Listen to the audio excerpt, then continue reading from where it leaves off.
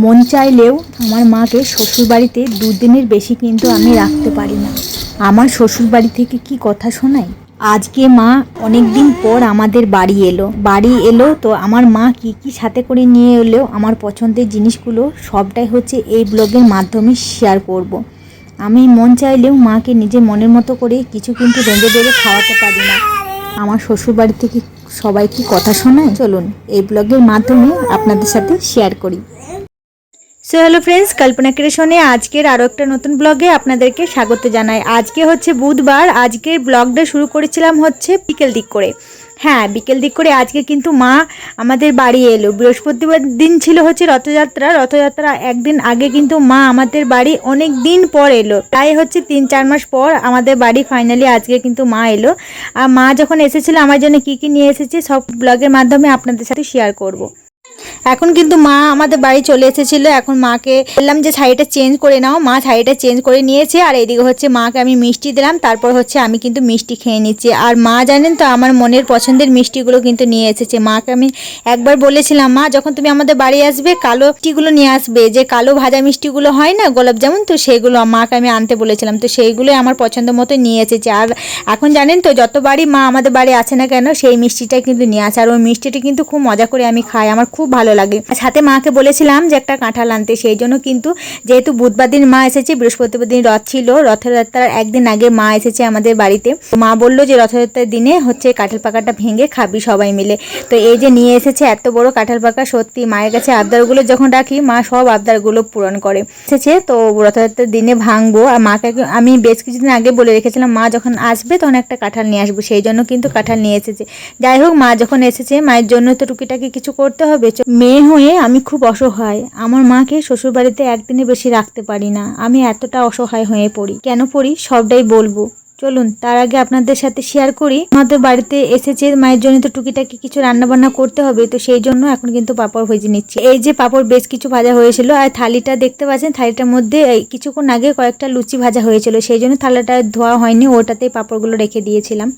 যাই হোক, এখন নাস্তার জন্য চপ আনা করেছিলাম, চপগুলো চানাচুর পাঁপড় ভাজা আর একটা ওই যে ঠান্ডা আনা করেছিলাম, সেটাই হচ্ছে মাকে দেব। তো মাকে একা দিয়েছি এটা নয়, শ্বশুর শাশুড়িকে দিয়ে তারপরে মাকে দিলাম। আমাদের বাড়িতে এটা নিয়ম, যে কোনো আসুক না কোনো পরিবারে শ্বশুর শাশুড়িকে আগে তো আমাদের দিতেই হবে, না দিয়ে কি করে পারা যায় বলুন।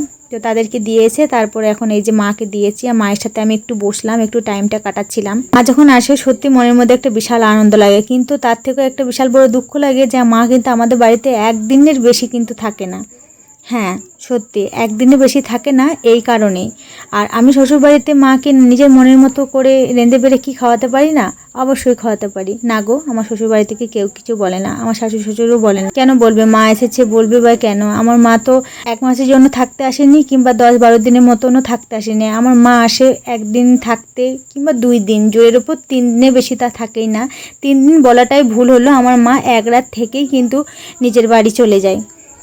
এই যে এখন রাত্রে মেনুতে এই যে বানিয়েছিলাম ডাল, তারপর হচ্ছে মাংস কষা আর হচ্ছে আলু পোস্ত, সেটাই দিয়েই এখন আমরা কিন্তু ভাত খেয়ে নিচ্ছি। আর মা জানেন তো কাল সকালেই চলে যাবে। হ্যাঁ, মা কিন্তু কালকে সকালেই চলে যাবে। তো চলুন এখন খাওয়া দাওয়াগুলো কিন্তু কমপ্লিট করে নিই। আর এমনটা নয় যে আমার শ্বশুরবাড়ি থেকে কথা শোনাই না, আমার শ্বশুরবাড়ি থেকে কেউ কোনো রকমভাবে কিছুই বলে না।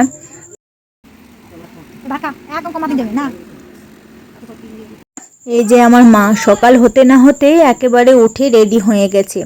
এত মাকে বললাম যে আমাদের বাড়ি আর একটা দিন থেকে যাও মা, না কিছু মতেই শুনতে চায় না। হ্যাঁ, কারণটা হচ্ছে যে কারণটা আপনি বলতে চাইছিলাম, আমার মা কেন শ্বশুরবাড়িতে থাকে না। আমার শ্বশুরবাড়িতে কেউ কিছু কি বলে না গো, আমাদের শ্বশুরবাড়িতে কেউ কিচ্ছু বলে না। আমার মা নিজেই থাকতে চায়, যেন মা হচ্ছে নিজের বাড়িতে অসুবিধা আছে, যেটা হচ্ছে বাবাকে নিয়ে। বাবা হচ্ছে একটা পা ভাঙা, তো বাবা ওইখানে খুব অসুস্থ, নিজে হেঁটে চলে, রান্না বান্না করতে পারে না, সেই জন্য হচ্ছে একটু অসুবিধা হয়। সেই জন্যই হচ্ছে মাকে আমাদের বাড়িতে আর থাকে না, মা চলে যায় সোজা। তো যাই হোক, মাকে ছেড়ে দিয়ে এসে এই যে ঘরটাকে ভালো করে সুন্দর করে ক্লিন করলাম, যেহেতু অনেকটা সকাল সকাল উঠেছিল, বাসি ঘরটাও ঝাড়ু দিতে পারিনি। মাকে ছেড়ে এলাম, টোটো চাপিয়ে এলাম, তারপরে হচ্ছে এই যে আমি ঘরটাকে ক্লিন করলাম।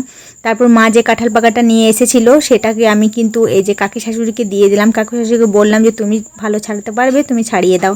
তো সেই জন্য হচ্ছে এই যে কাকি শাশুড়ি কিন্তু এখন ছাড়িয়ে দিচ্ছে। আর আমার মা বলেছিল যে সবাইকে দেবে, তো এই জন্য হচ্ছে বাড়িতে আমাদের তো একা থাকে না, আমার দুটো কাকি শাশুড়ি রয়েছে, শাশুড়ি শ্বশুর যা যা অনেকই আমাদের পরিবারে একেবারে অনেকটাই বড় ফুল ফ্যামিলি। তো সবারই জন্য সবাইকে এক এক করে দেবো, সেই জন্য সাজিয়ে নিলাম, সবাইকে দিয়ে চলে আসবো। স্নান করে চলে এসেছি আর রান্নাবান্না সমস্ত কিছু। হ্যালো ফ্রেন্ডস, তো এই যে এখন হচ্ছে স্নান করে চলে এসেছি আর রান্নাবান্না সমস্ত কিছু কমপ্লিট হয়ে গেছে। এখন মারে যে কাঁঠালগুলো দিয়ে গেছিলো সেগুলো খাইনি, ফ্রিজে রেখে দিয়েছিলাম, এই যে বের করে নিয়ে এসেছি, এখন এগুলো খাবো। আর কাঁঠাল হচ্ছে আমার খুবই একটা প্রিয় ফল, খুব ভালো লাগে। মাকে বলেছিলাম কাঁঠাল আনতে, তো সেই মতো করে নিয়ে এসেছি আমার জন্য, এই যে এখন খাবো। এই যে খুব ভালো লাগে খেতে কাঁঠাল আমার।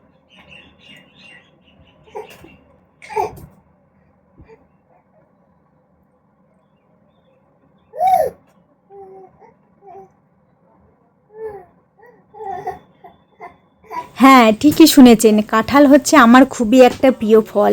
তো কাঁঠাল যখন আমার প্রিয় ফল, তো কাঁঠালটা কিন্তু খুব ভালো মজা করে এখন এই যে খাচ্ছিলাম কাঁঠালটা আমি। তো আমি কিন্তু কাকিমাকে বললাম, ছাড়িয়ে দিয়েছিল কাকিমা, আর সবাইকে দিয়ে আমি কিন্তু খাবার সময়ও পাইনি, ফ্রিজের মধ্যে আমি রেখে দিয়েছিলাম। তো বাড়িতে অনেক সমস্ত কাজ বাজ ছিল, ওই যে বাসি ঘরটা ঝাড় দিয়েছিলাম, তারপরে হচ্ছে রান্না বান্না সেরে তো আমি ফ্রিজের মধ্যে কাঁঠালগুলো ছিল 1 গামলা মতো, সবাইকে দেওয়ার পর যেটা অবশিষ্ট বেঁচে ছিল সেটা ফ্রিজের মধ্যে রেখে দিয়েছিলাম।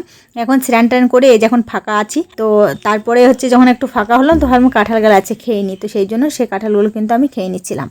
মা যদি বাড়ি না যায়, আমার বাবা এক মুঠো ভাতও বাবা খেতে পারবে না, যেহেতু বাবার পা ভাঙা রয়েছে, বাবা রেঁধে বেড়ে তো খেতে পারে না। ওই যে মা যাবে, তারপরে ওইখানে যে রান্না বান্না করবে, তারপরে হচ্ছে কিন্তু বাবাকে খেতে দেবে, সেই কারণে হচ্ছে মা থাকে না, কাউরি ঘরেই থাকে না। গেলেই মা কিন্তু চলে যায়, এক রাত থাকে কষ্ট মষ্ট করে, বাবার আটটুকু মুড়ি আরে খেয়ে কাটিয়ে নেয়, তারপরে কিন্তু মা সকালেই চলে যায় রান্না বান্না করে বাবাকে দেবে, সেই কারণেই চলে যায়। যাই হোক বন্ধুরা, ভিডিওটা আমি এখানে এন্ড করছি। কেউ ইউটিউব থেকে দেখে থাকেন অবশ্যই সাবস্ক্রাইব করে নেবেন আমার চ্যানেলটিকে, আর যদি ফেসবুক থেকে দেখে থাকেন প্রোফাইলটা ফলো করে আমার সাথে থাকবেন প্রতি নিউ একটা নেক্সট ব্লগ দেখার জন্য। এখনকার মতন টাটা।